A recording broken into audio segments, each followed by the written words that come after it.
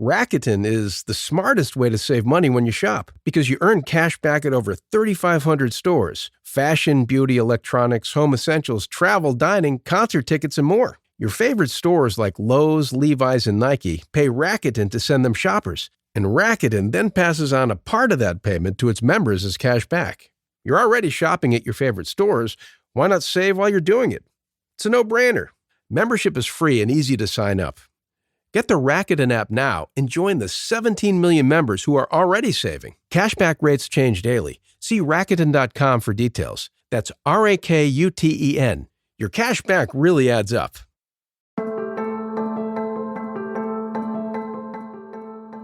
Hi, everybody. Sharyl Attkisson here.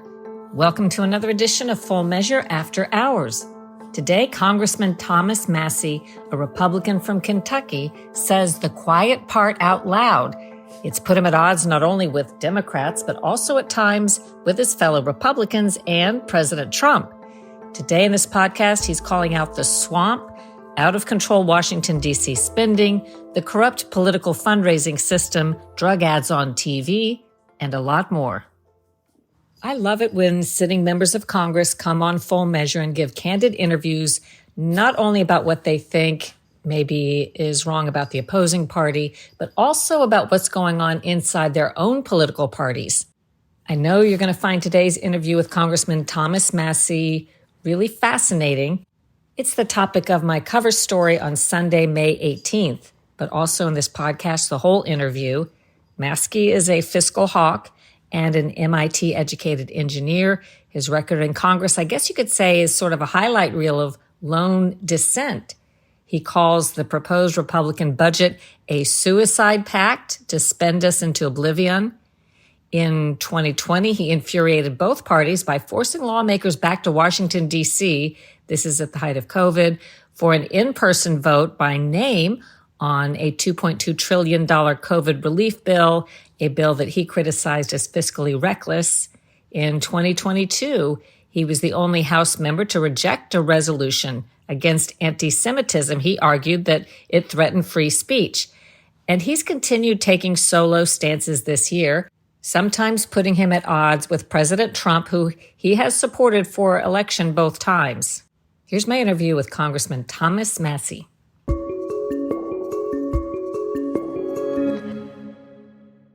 When you talk about you're sort of a lone guy on some issues, in really simple terms for people who don't understand the intricacies of how the budget works and how this stuff gets passed, can you explain how you are sort of standing alone on certain issues and why? Well, I've stood alone 3 times so far in 3 months. I was the only dissenting Republican on making Mike Johnson the Speaker. I was the only dissenting Republican on our budget, which is also known as the framework for the reconciliation bill that's to come later. And I was the lone dissenting Republican on the continuing resolution, which is a cut, copy, paste of Biden's last 15 months in office.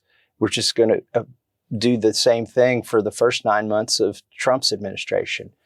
I don't change my principles or my voting criteria based on who the president is. And I wish my colleagues wouldn't either. It's almost like this last continuing resolution, the Freedom Caucus got in a suicide pact with the president to just keep running up our debt and our deficit, also on the reconciliation package. And so I don't know what's gotten into them. But there's a reason. So when they explain it, it makes sense to me as an outsider. And when you explain it, it makes sense to me. Their reason for wanting to vote everything together was what? Well, there are multiple reasons. So they would, in September of last year, the reason to do the continuing resolution was that we didn't want to mess up the election. And then after the election happened, the reason to do a continuing resolution in December is we had won the election. So let's wait until our people are installed in the Senate and in the White House. In fact, let's don't wait until January. Let's give them till March. And so now the reason to do a CR is we don't have enough time. We didn't have enough time to think about this. We've punted for 6 months for other reasons. What's the real agenda behind, do you think, wanting to pass the budget framework this way or the budget? I think the uniparty here is on the same path they were on before President Trump was elected.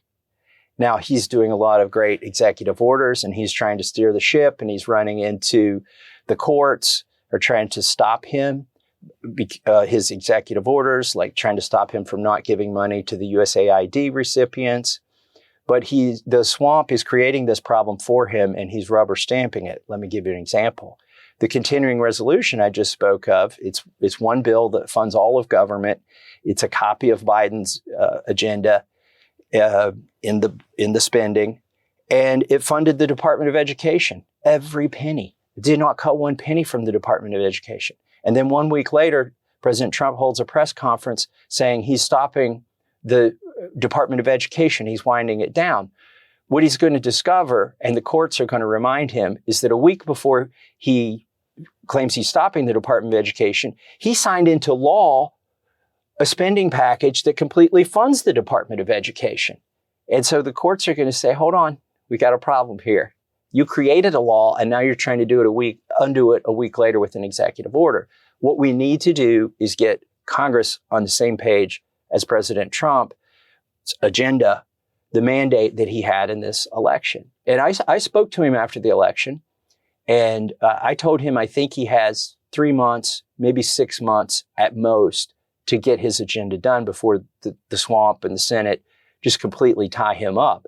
We're 3 months into that 6-month window. It does not get easier next year when we get into an election year. What did he say when you told him that? He agreed. He agreed. When did he call you after he got mad at you over this vote that we're talking about that you dissented on?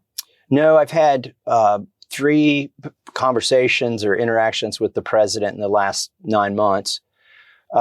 One, he called and left condolences for my loss of my wife, which was very kind. I think it's part of the president a lot of people don't see.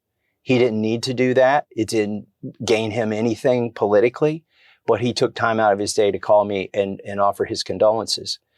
And then I talked to him about 2 weeks before the election about endorsing him, which I ultimately did that same day. And I initiated that phone call, and he took my call on the second ring.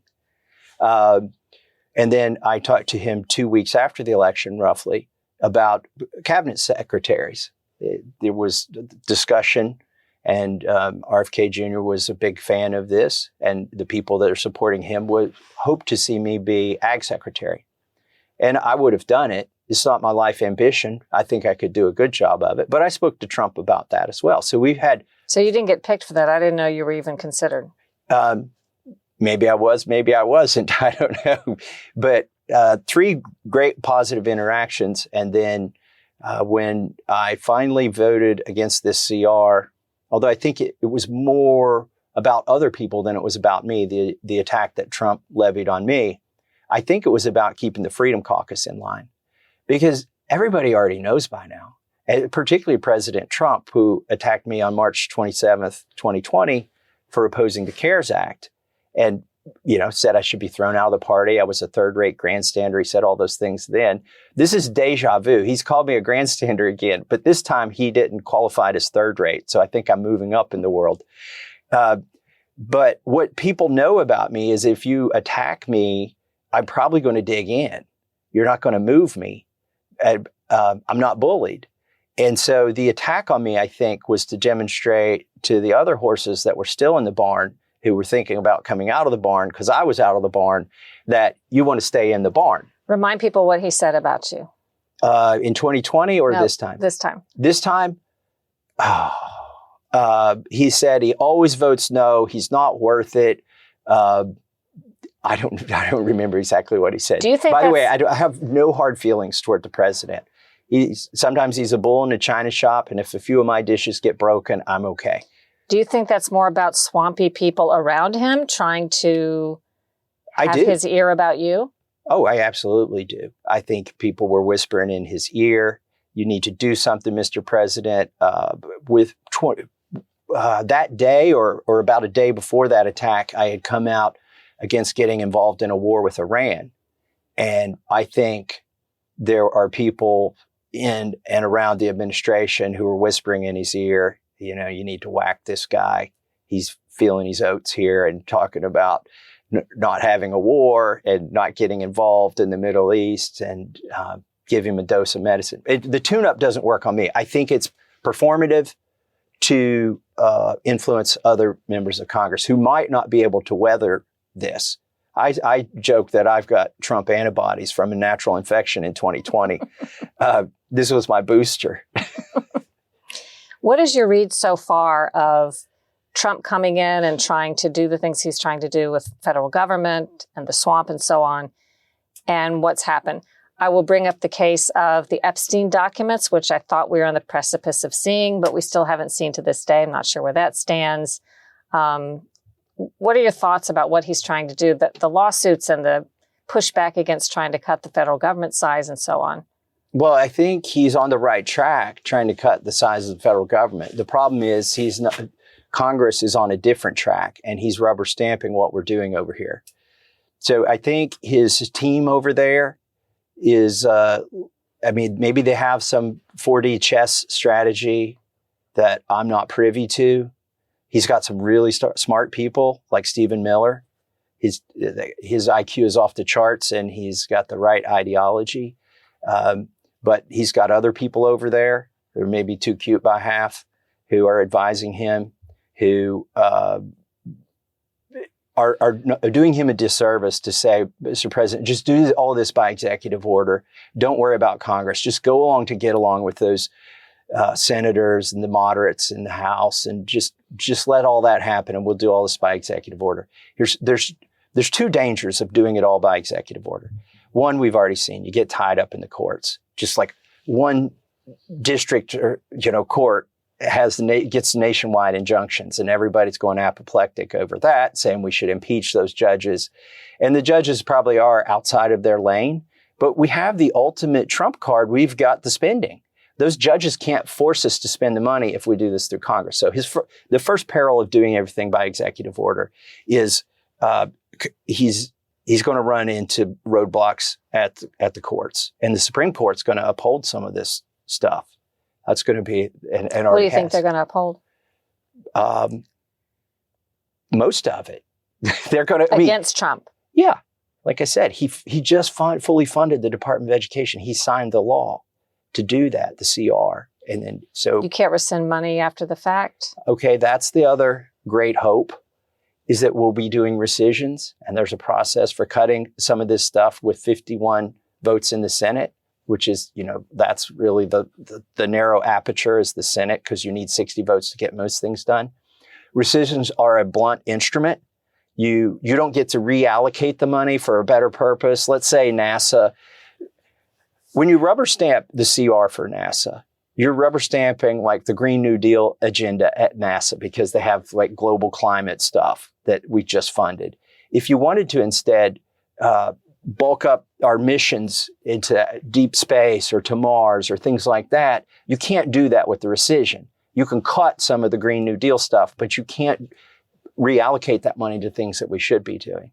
By the way, the second peril of doing everything by executive order is it all gets undone when you're no longer the executive. Like, it just goes back to what it was. Is he right in thinking that the stuff that he would like to bring to Congress to codify in a law won't pass for the reasons you've discussed? Behind the scenes, a lot of Republicans, they may support him publicly, but not behind the scenes.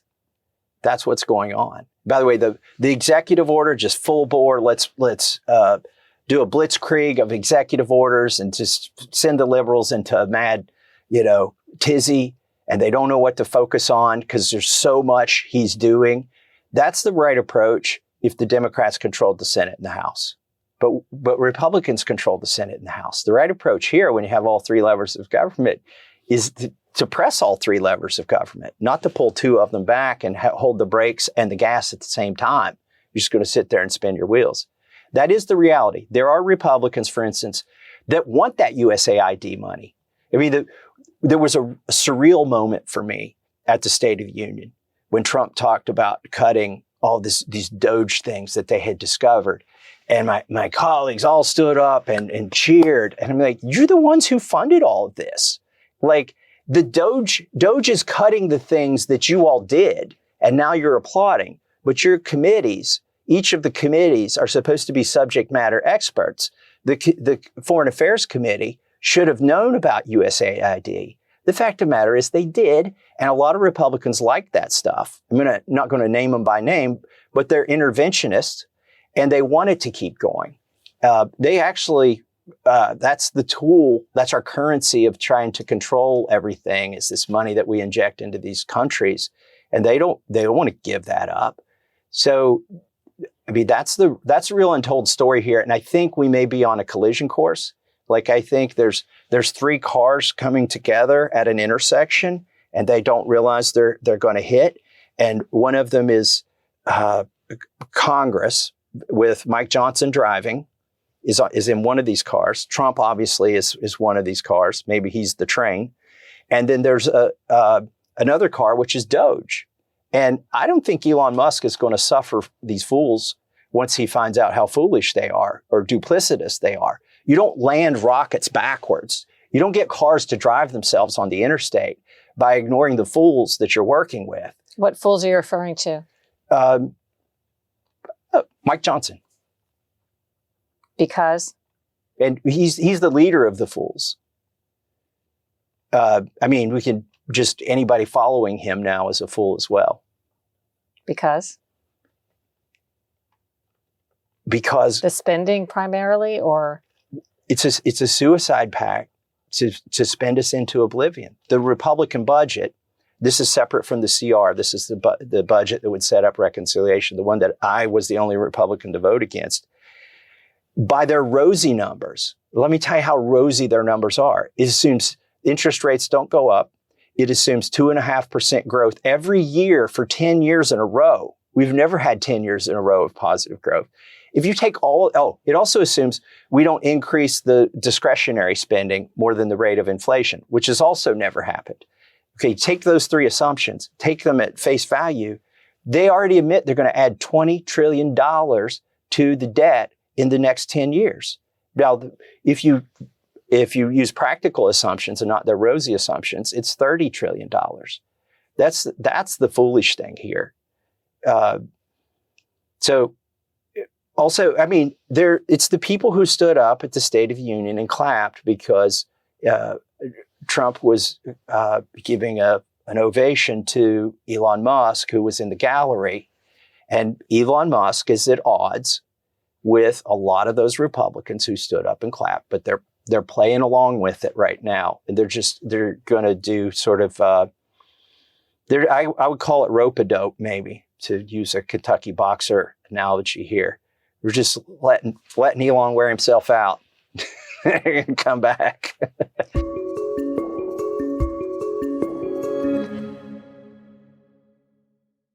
Find yourself looking for a new job or change in career?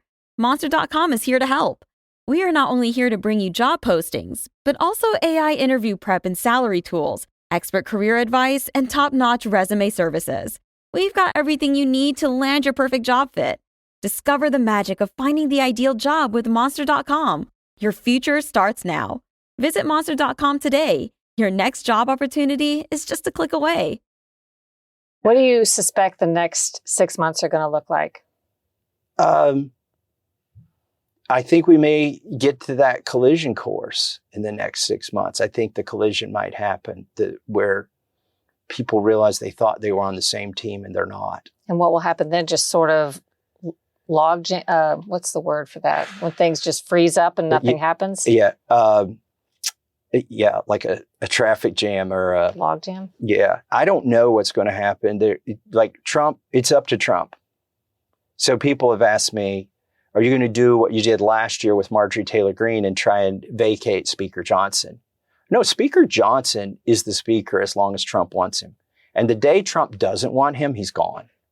So Speaker Johnson's entire strategy is to suck up to Trump. He says he'll carry his water. That's his most endearing attribute. And, we had an election. I would like to see Trump's agenda accomplished. The problem is Mike Johnson, in carrying Trump's water, he's got a leaky bucket and he's prone to tripping. He's not even very good at this. And I think eventually the constraints that are on Mike Johnson from being in that job and being part of the swamp and raising the money to keep the majority and promising the corporations things, those are going to become irreconcilable with Trump's agenda. Interesting. Can you talk a little bit about, because we've spoken about health things, you live on a farm, and I think you're aware and cognizant of the things that Kennedy has talked about, maybe more so than some other members. What are your thoughts so far on what's going on with that and what you hope to see? Well, that's a bright spot for me. And I know there's some people second guessing a few of the things that he's doing right now, but I'm not. That's somebody I would give time and space to get the job done. He, of all the cabinet picks, he is the most serious threat to the uniparty here, to the swamp. And I hope like heck that he succeeds. And I count him as a friend. Jim Jordan was very smart to invite Tulsi Gabbard and RFK Jr. to our Judiciary Committee and allow them to testify when they were Democrats. And I had a great time interacting with Bobby Kennedy there, and we got to know each other some. And so it's maybe hard to believe, but even with Trump throwing punches at me, I'm still talking to people who are in the administration because some of us are on the same team. Interesting. What are some of your other priorities and things that you're aiming for, looking at right now? Well, the MAHA thing, right? Like a lot of these things that I've been proselytizing for are sort of ripening. One of these is MAHA. I've always been for raw milk and making sure that people and farmers can interact locally and have their own markets and get the barriers out of the way so that people can have healthy food, local food, natural food, nutritious food grown by people they live around. And there's accountability. So the best ball on January 20th in Washington, D.C. was the MAHA ball. And I was there because those are my people. And they're ascending, I think, in the dialogue. So, and there's a collision course there too. I mean, on the other side of MAHA, juxtaposed to that, you have Farm Bureau, and you have basically the establishment that tries to. They are the foxes watching the hen house. The hens being the farmers, and the foxes being Farm Bureau, that purports to be representing the farmers in Washington, D.C., but for decades they've been working against them and closing down opportunities by promoting more regulation, not less, and more subsidies instead of free markets. Kennedy has said that he would like to stop advertising of pharmaceuticals on television. What are the odds Congress would ever vote to stop pharma ads on TV and in media?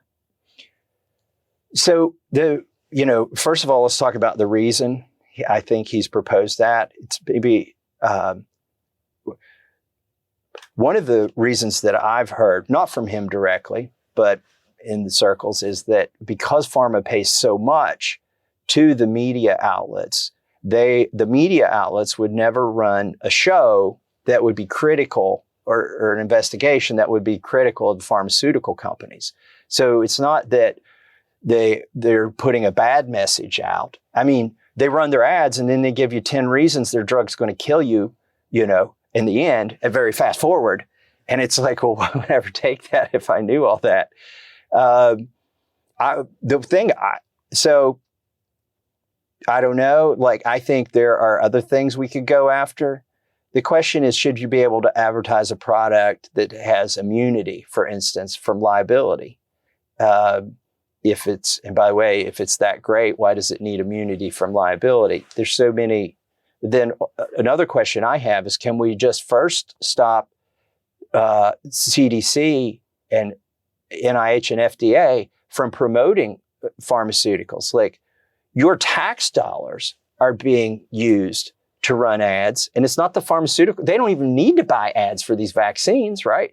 The government, Congress, in one of our appropriations bills, gave the agencies $1 billion to promote vaccines. And they went out and just saturated TV and TV shows and kiosks at Walmart and pharmaceutical companies almost don't need to run ads anymore if they're trying to promote their drugs. They've already got a network of doctors who've been programmed to do it. They've got PBMs that have get kickbacks. So the money that they spend on ads might be more about making sure that the people who are supposed to be keeping an eye on them are friendly to them. There is definitely an element of that. It goes deep. That's a very simplistic and true way that relationship works, but it's even deeper how the pharmaceutical industry's relationships with the media keeps us from doing certain things and reporting certain things. So as the most libertarian member of Congress, I have an obligation to give the libertarian viewpoint on this. You should be able to advertise anything you should on TV. Like if you're a pure libertarian, you should be able to advertise heroin, okay? And you shouldn't. You wouldn't need an FDA, you wouldn't need a CDC, but here's the problem. We're not in a pure libertarian framework because these drug companies have been granted immunity. And once they get approval or certification from the FDA for their drugs, then if something bad goes wrong, well, they've got the imprimatur of the government. Well, the government said it was okay. So it becomes harder to prove that it was their fault. And when it is found out to be their fault, well, then you blame the government because, the FDA should have found out about this. So we're not in a libertarian framework. If we were, I would have no problem with them running the ads. So pharmaceutical interests, apparently through their influence with Republican members of Congress, were able to get Dr. Dave Weldon kicked out of consideration to head up the FDA. Am I mixing CDC? Sorry, CDC. And the reasons given had to do with things he said that were perfectly true and accurate, but were misportrayed by many in the media who don't know better. Clearly haven't done their research. What do you make of that? And in general of the health agencies, which we've talked about, are apparently in dire need of reform. Are we on the way to getting things better resolved? Well, I can speak to the influence of those companies on Congress and congressmen. There are lots of ways they influence, but not in ways that you think necessarily. The maximum PAC donation you can give to a member of a drug company could give to a member of Congress is $5,000. And that ostensibly that's from the employees of the drug company, not from the drug company itself, but they get the employees to donate into a pool, and then the lobbyists get to dispense that money that comes from the employees of that company. The bigger way they have influence, I witnessed myself on the floor of the House one day when Paul Ryan was Speaker. He was so on cloud nine that I think he forgot he was talking to me. And he had just landed six figures. Maybe it was $150,000 or $200,000 donation from Eli Lilly to his super PAC. And he was talking about this on the floor of the House. That's where it's not like congressmen aren't driving Ferraris up here because some drug company bought them one, right? And the most they can get is $5,000 from any one drug company. It's deeper than that. It's like this, the drug companies, most rank and file congressmen the drug companies don't care who's sitting in that seat. They care who the speaker is, and the speaker decides which bills come to the floor.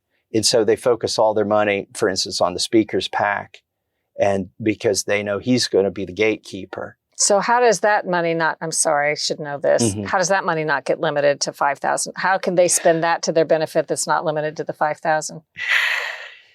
It's because we always increase the contribution limits to the party, but we only allow the contribution limits to candidates to grow by the rate of inflation.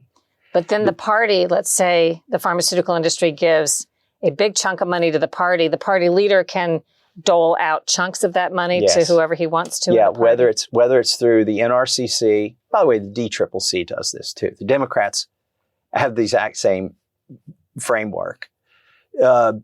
There's two ways the party can help members, at least two ways. One is the speaker's super PAC can come in and help that member in a tough race. Usually it's a general election. Or the party, the NRCC, can come in and they could spend $5 million. Either of those two entities could spend $5 million helping somebody get elected. Again, it doesn't matter what that person's name is, what their district they represent. Once they get here, they're kind of owned by the speaker who made the people at the NRCC. who are basically driven by the speaker. They're kind of owned. Their voting card doesn't belong to their district. It belongs to the people who gave them all the money. And I'm not talking about $5,000. Look, you probably go find where some drug company's given me $5,000.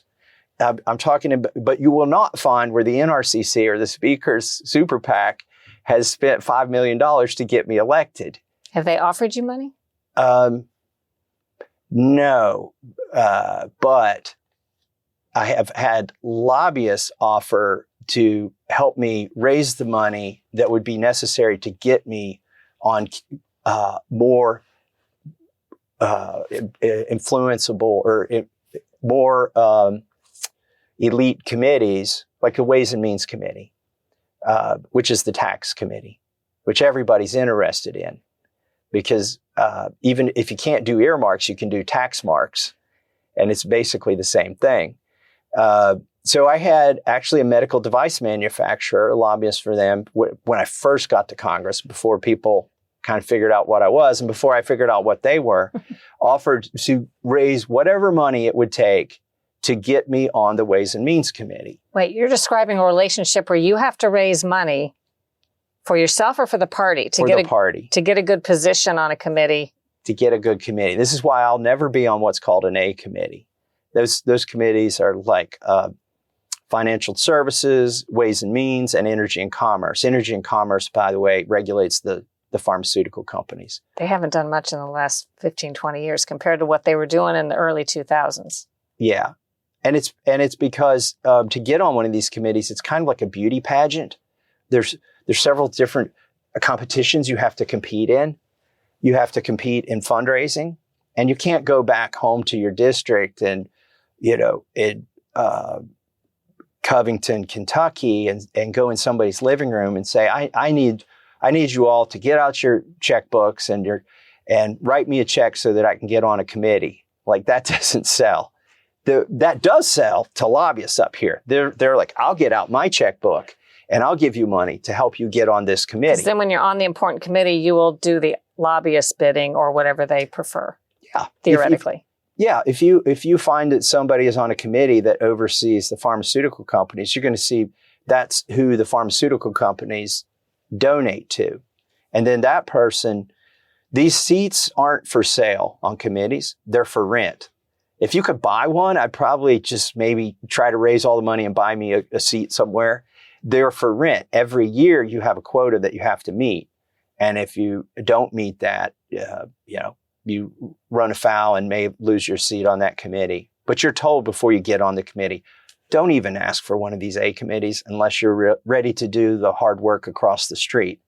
Across the street means you can't call up and ask for money here in this building we're in right now. You have to walk across the street to the NRCC and make those phone calls.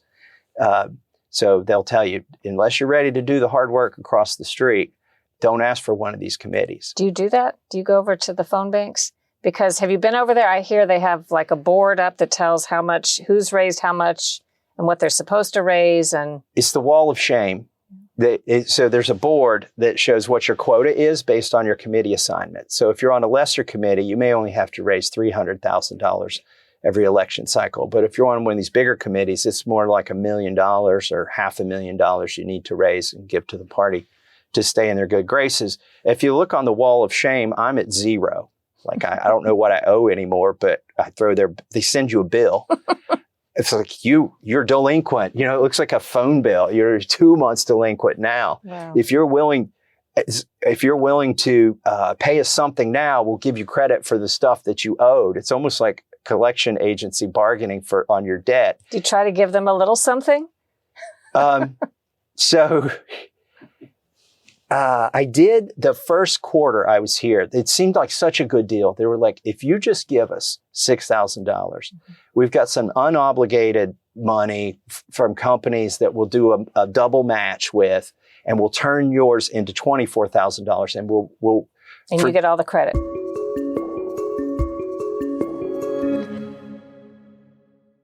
More on Congressman Massie and his stances in Congress on Full Measure Sunday, May 18th. To find out how to watch, go to SharylAttkisson.com and click the Full Measure tab for a list of stations and times. You can always watch, if it's more convenient, online instead of on TV at fullmeasure.news.